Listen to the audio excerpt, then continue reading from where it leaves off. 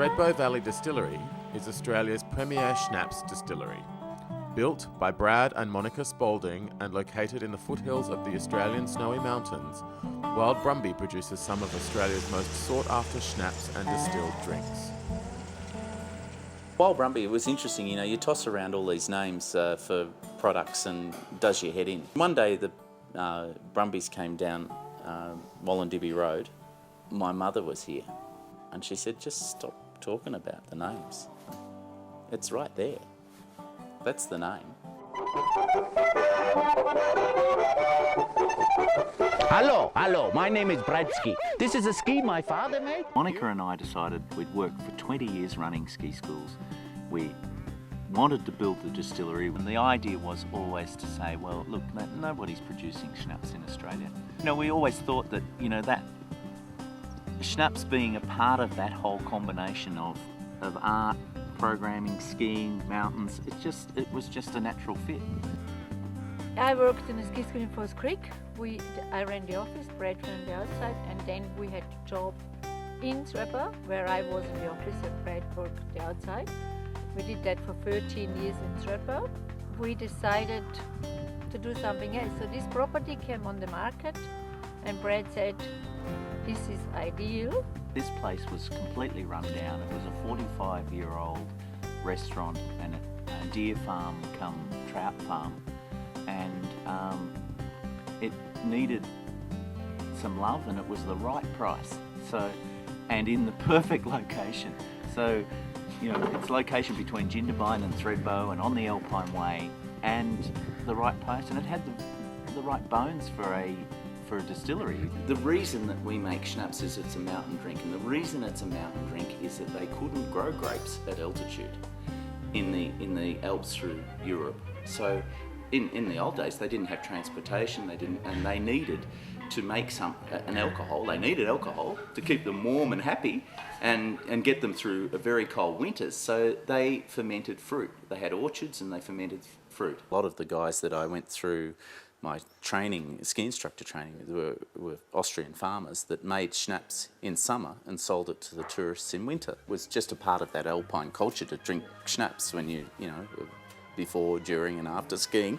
They made typically an obsler, which was any of the fruit that was available over the summer, you know, and you just make up your, you'd ferment your different fruit. You'd throw it all in the barrel and ferment it. Schnapps is what we specialise in, and schnapps is schnapps because it starts from fruit. Every raspberry used in our schnapps is grown here.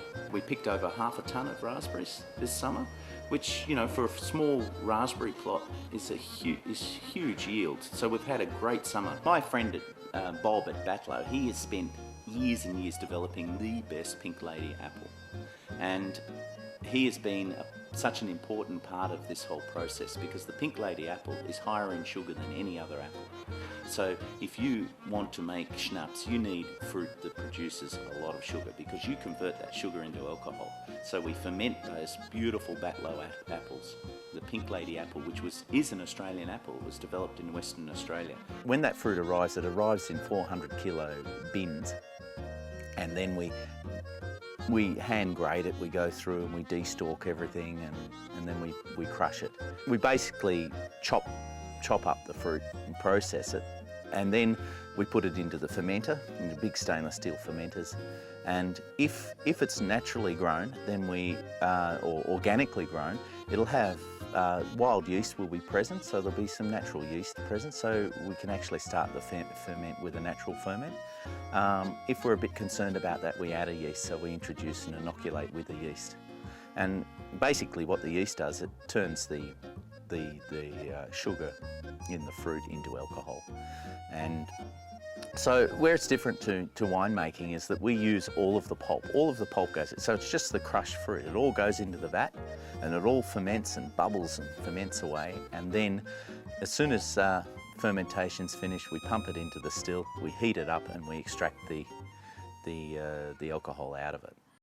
Now this still is basically a big double boiler. So we heat the bottom of the still up with elements that drain 48 kilowatts, so it sucks a lot of energy, And then that energy and that heat goes into our Pear William Schnapps that we're making today. That heats the schnapps up and basically, or the wash or the fermented fruit up, and the vapor rises off that fruit, and as a gas goes up into the top of the still here and across the top into a reflux chamber. Now a reflux chamber is where the gas is converted back into liquid, and it does that 4 times. Each time it cleans the product. So we start at 20% alcohol down here, we go to 40% into this chamber, 60%, 80%, and now it's a gas again, and it goes out the top of the reflux chamber, across the top, and hits this water-cooled condenser on this side, and liquefies again, and runs out here as fruit-flavoured alcohol, or schnapps. Now the secret of distillation is at some point you will have to take off the heads of the distillation, which is the methanol and all of the products that you don't really want in your schnapps. Now they're sort of like acetone, really unusual smells and flavours, and in the old days in Prohibition, that's what sent you blind, so you don't want it in your schnapps. You want a really smooth, fruity spirit. At the end of the day, you need to get a Williams pear, bite into it, and it's juicy and it's delicious. That will make great schnapps. The same with a pink lady apple. If it's crunchy, juicy and delicious and has fantastic aroma, and it hasn't been in some oxygen depleted room or something, and gassed, then you'll make a great schnapps. All of those aromas and qualities will be passed over in distillation.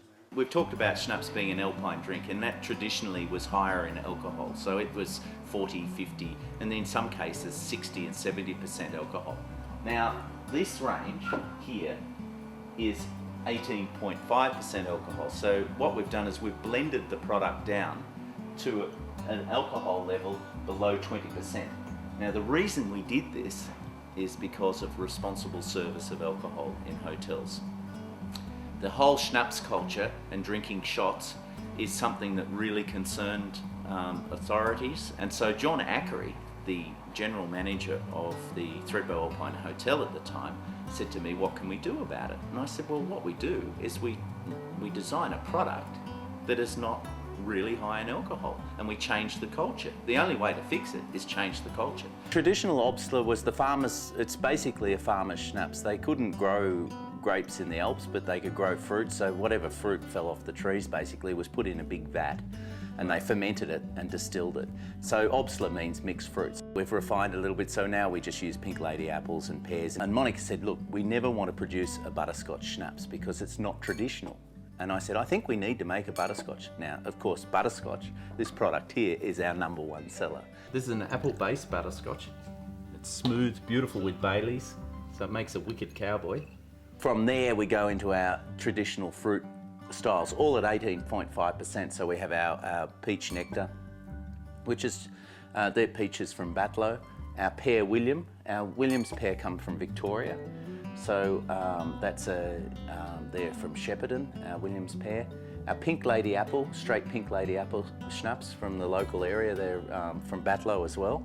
And then we make a sour apple, which is a Granny Smith pink lady apple blend, and it has some pickled lemon in it. Now this is great just straight as a shot like this. It works like a little sorbet, so it sparks up the taste buds. We grow our own raspberries here, so we make our raspberry schnapps at 50% and at 18.5%. So a lot of these we still make in the traditional, at the traditional level of 40 to 50%. And then we have sour cherry, which is a Morello cherry. They're the tiny little cherries, they're not the big table cherries, and they're really good for making schnapps and jams and things like that, and they're full of flavour. And then we have a lot of Queensland customers that come down for a ski, so we made a mango, and they love it. At the end of the day, you need a hot and spicy one, you know, with Asian foods or seafood and things like that. So we made a herbal schnapps, and it's got a little bit of chili and a little bit of heat in it. So that's our devil's tongue. We also make a vodka in our range, just as a good mixer for cocktails. So this is our Kosciuszko vodka. Our vodka is a special spirit. It's a filtered schnapps, so we just filter out all of the flavours and just get a really clean, pure spirit. The old Thaddeus Cusco was a pretty interesting character, and the Polish make really good vodka. In 2011, Thredbo Valley Distillery won the Qantas Award for Excellence in Sustainable Tourism. We went into this block thinking, well, it's an environmentally sensitive area. It's the entrance to the national park. We can grow fruit and we'll grow it organically. When we process the fruit, we're not going to use any chemicals. We'll ferment the fruit in a natural way. We'll distill it, and then the waste product from the still is basically, we extract the alcohol out of the fruit, but then there is the wash or the pulp that's left behind, and so we put that into our worm farm, and the worm farms process the fruit or waste. So we've looked at it in a holistic way, and it's actually improved our soil quality, our fruit has improved, and people that visit here instantly feel that, you know, it's a place that, and tourists actually enjoy being a part of a sustainable tourist operation.